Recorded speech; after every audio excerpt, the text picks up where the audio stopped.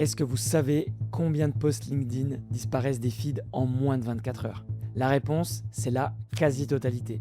Et pourtant, il y a des équipes entières qui passent des heures chaque semaine à produire du contenu qui s'évapore avant même d'avoir été vu. Et aujourd'hui, je vais vous parler de quelque chose de différent, d'une approche que les grandes marques utilisent depuis longtemps, que les PME B2B commencent seulement à découvrir et qui, quand c'est bien exécuté, ne va pas juste remplir un feed, mais ça va vraiment construire votre position sur le marché. Je m'appelle Simao, je suis le fondateur de Loop, et dans cet épisode, on va parler de contenu vidéo récurrent. Pourquoi les grandes boîtes en font, pourquoi vous devriez en faire, et comment ça peut vous repositionner du simple statut de prestataire à celui de référence dans votre secteur.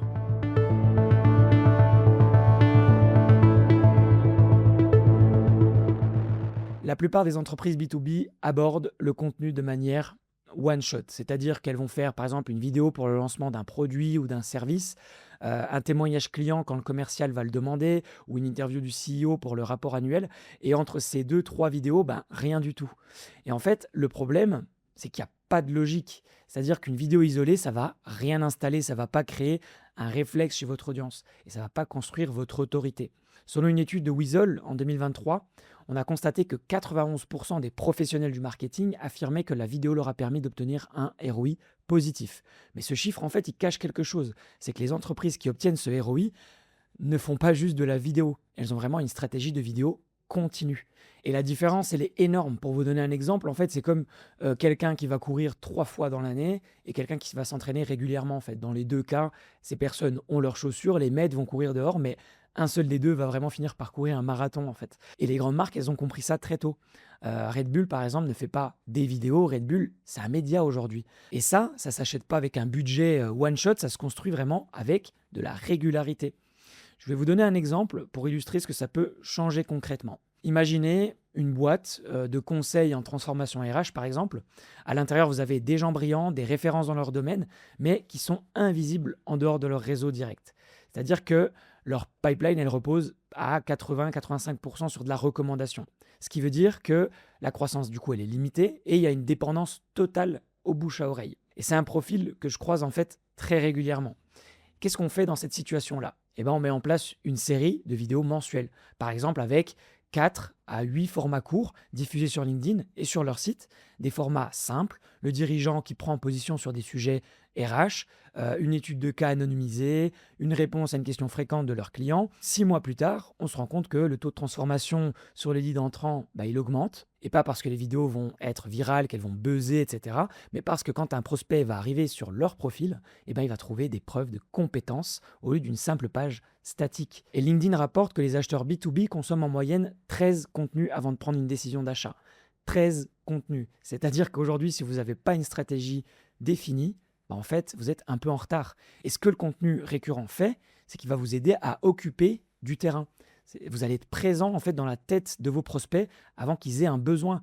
C'est comme par exemple un médecin de famille qu'on va voir régulièrement. Dès qu'on va avoir un besoin d'aide, on va penser naturellement à lui. Et il y a un deuxième effet qui est beaucoup moins visible mais qui est tout aussi puissant, c'est la crédibilité en interne.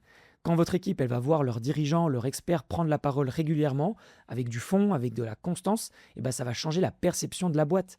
Et au-delà de ça, en fait, ça va aussi attirer de meilleurs profils. Les talents, ils vont vouloir rejoindre une entreprise qui a une voix. Maintenant, soyons honnêtes, le contenu récurrent, il ne marche pas par magie. J'ai vu des boîtes se lancer avec beaucoup d'enthousiasme, publier 3 vidéos dans le mois par exemple, et tout arrête au bout de 6 semaines, parce que ça ne donne rien. Alors il y a 3 conditions en fait pour que ça fonctionne vraiment.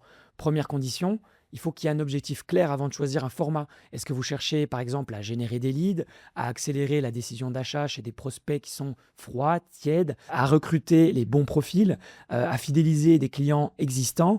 Chaque objectif en fait correspond à une stratégie vidéo différente. Et ceux qui échouent, c'est souvent ceux qui font juste de la vidéo et sans vraiment savoir pourquoi. Deuxième condition, la régularité, elle va primer sur la perfection, c'est-à-dire qu'une vidéo publiée régulièrement avec une bonne qualité, elle va battre à plat de couture une vidéo parfaite avec une super prod, super chère, publiée tous les 6 mois. L'algorithme, il va vraiment récompenser votre régularité, mais surtout votre audience, elle va apprécier aussi votre constance. C'est ça qui va créer la confiance. Troisième condition, il faut mesurer les bons indicateurs. Le nombre de vues, par exemple, c'est flatteur, c'est très bien, mais ce qui compte vraiment en B2B, c'est le taux de complétion, les messages entrants, la qualité des leads. J'ai des clients qui font par exemple 300 vues par vidéo, mais qui signent des contrats à 6 chiffres grâce à ça. Parce qu'en fait, ils touchent les bonnes personnes. Ce que je veux vraiment que vous reteniez de cet épisode, c'est ça. Le contenu vidéo récurrent, c'est pas juste un outil de communication, c'est vraiment un outil de positionnement.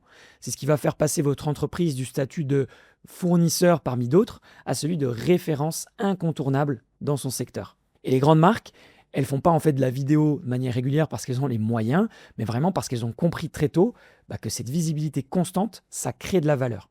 Donc vous n'avez pas besoin d'un budget de Red Bull par exemple pour commencer, vous avez juste besoin d'une stratégie claire, d'un format adapté à vos objectifs et d'un partenaire qui comprend vraiment vos enjeux B2B. Voilà, c'est la fin de cet épisode. Si vous a été utile, pensez à vous abonner, à laisser votre avis dans les commentaires. Si vous êtes sur une plateforme de streaming, n'oubliez pas de laisser aussi un avis, ça aide beaucoup le podcast à être mieux référencé et à toucher les bonnes personnes. Et surtout, si vous souhaitez aller plus loin, je propose des audits stratégiques de 30 minutes centrés sur votre usage de la vidéo, si vous avez l'intention d'en produire en tout cas. Le lien pour réserver est dans la description. L'objectif de l'échange, ça va être de comprendre votre stratégie vidéo, si vous en avez déjà une, comment elle est pensée aujourd'hui. On va ensemble analyser vos messages, vos angles, votre usage actuel de la vidéo et surtout, on va comprendre pourquoi elle ne joue pas encore un rôle clair dans votre acquisition. En tout cas, merci d'être resté jusqu'au bout. On se retrouve très vite dans le prochain épisode de Dans la Loupe.